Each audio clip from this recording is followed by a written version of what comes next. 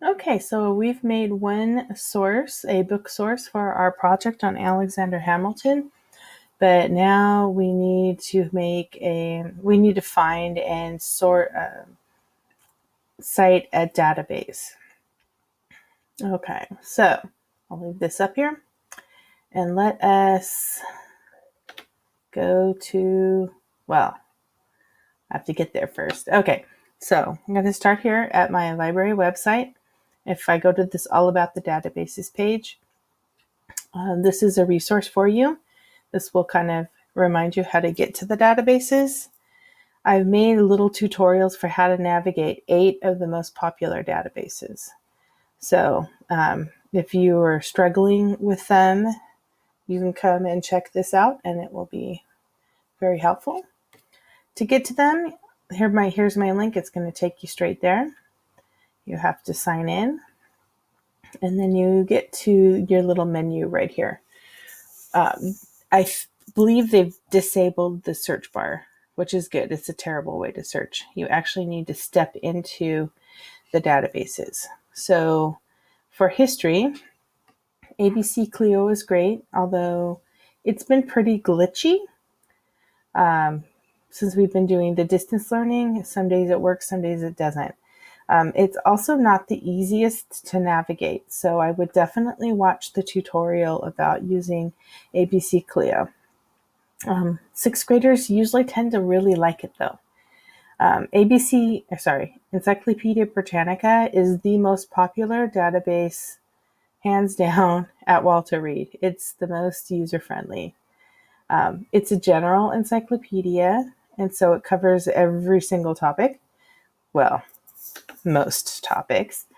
But the ones that will have really just focus in on history will be Infobase, Salem Press History, and then Gale is also a really great database. You would use their high school and context for history, their general one. So let's start with Encyclopedia Britannica. I'm going to go into 3 different databases and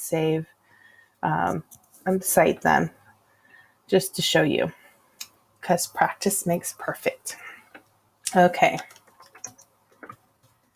Now do not click on any of the down drops, the drop-down menu.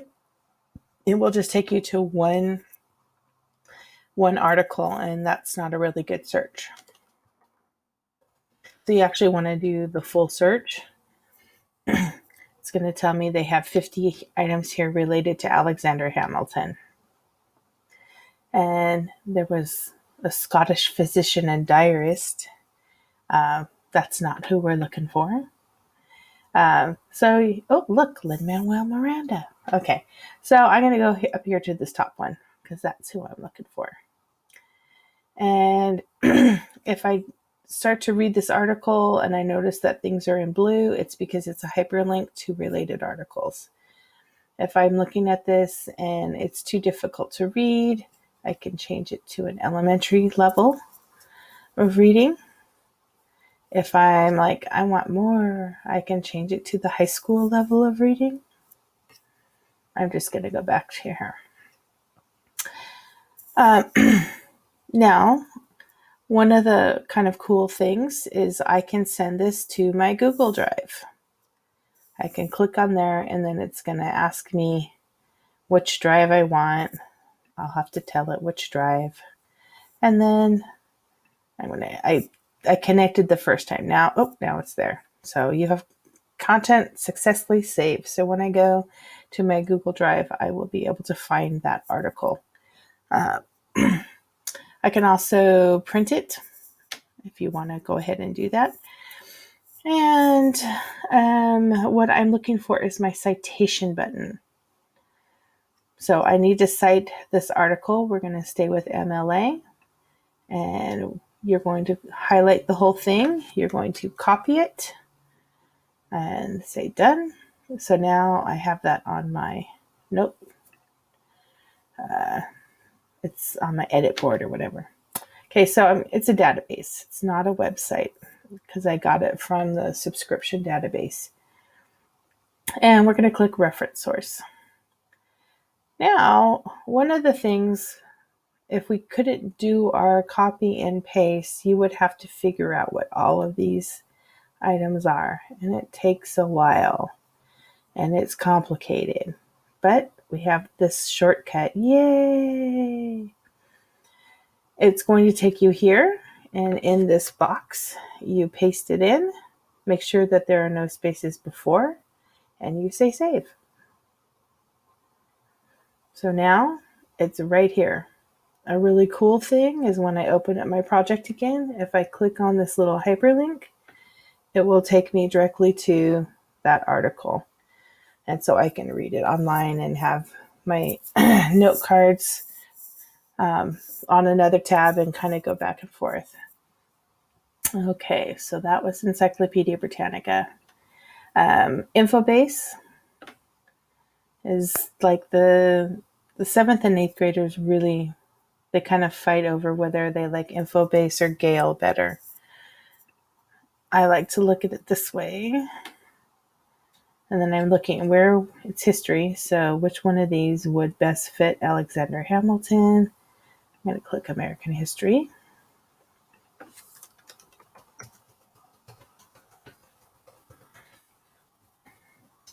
$850 different articles. There's primary sources, images, videos I can watch, timelines.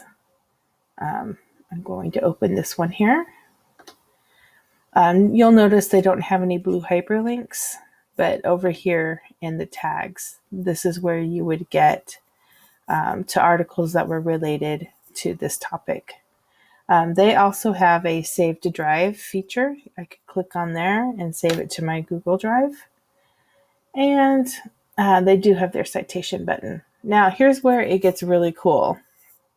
So normally,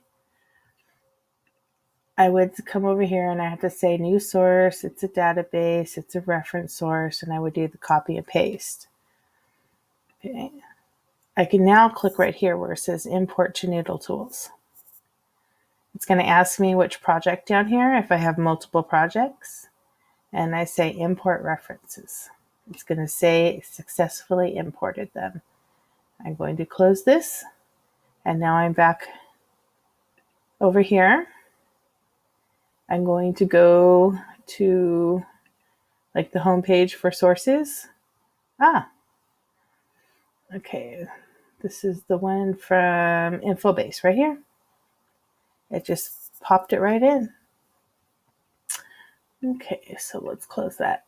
Digital library. Gale databases. If you are doing a person, I highly suggest you go to Gale in context biography. Especially if you're doing somebody who is a little more modern, because I'll show you why.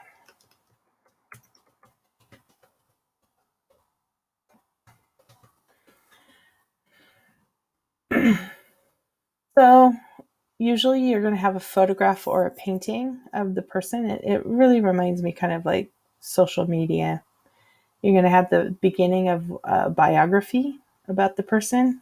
You have some quick facts. And now they're going to break up the type of information that they offer you. Featured content just means that the editor of this page pulled out their favorite pieces. There are 15 different biographies. There are 3 different reference articles, images, videos, audio, magazine articles, newspaper articles, academic journals, and websites. So Gale tends to have a really wide variety of types of sources. It's not just all encyclopedia articles. So if you were doing a person who is like living now or is very recently living, definitely looking at the magazine and the newspaper articles would kind of tell about their life and the things that were going on. For Alexander Hamilton, not necessarily. Okay, the other thing to know, they're going to tell you by the amount of dots how difficult the writing is. And they'll also tell you at the beginning, like how many words in the lexile level and the book that it came from. This one is from U.S. economic history. So it's going to really focus in on his job as being the first Secretary of the Treasury. If you get some that are almanac of famous people, it might focus more on like why he's famous. So let's just go and do this one right here. I like Gale also because at the top bar up here, they're always going to have these things for you. So the citation is always right there. The print button is always right there. And you don't even have to think, they have the icon to save it to your Google Drive. And what they will do is when you actually go into your Google Drive, they're going to create an orange folder that will say Gale in Context Biography. And when you open up that folder, everything you save from Gale in Context Biography will be in that folder. So they organize it for you quite well. So if you're looking at this and yes, I can take notes from here, then we're going to cite the article. And I can select this and copy and paste it directly into NoodleTools. Or I can once again just click here and do the quick cite. I'm going to go ahead and do the copy and paste just to show you one more time how to do that. So NoodleTools, new source, database, reference, copy and paste. Make sure there's no extra spaces, save. Okay, and there it is. Now, when you go to print this or put it into your Google Drive, you can export it to your Google Docs.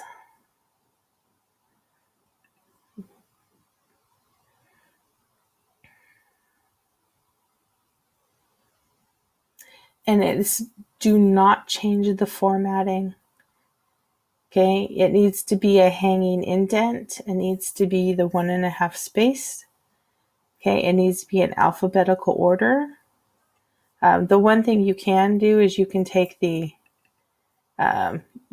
page number off because this will be your last page. And if you're turning this in separately from your other things, then you would definitely want to like get your name on there so that your teacher would know who this is from. Oh, wait, I'm Weasley Ron. Okay, so your teacher knows. So that's pretty cool. Let's see. So I have all my sources in and I'm ready to start taking notes.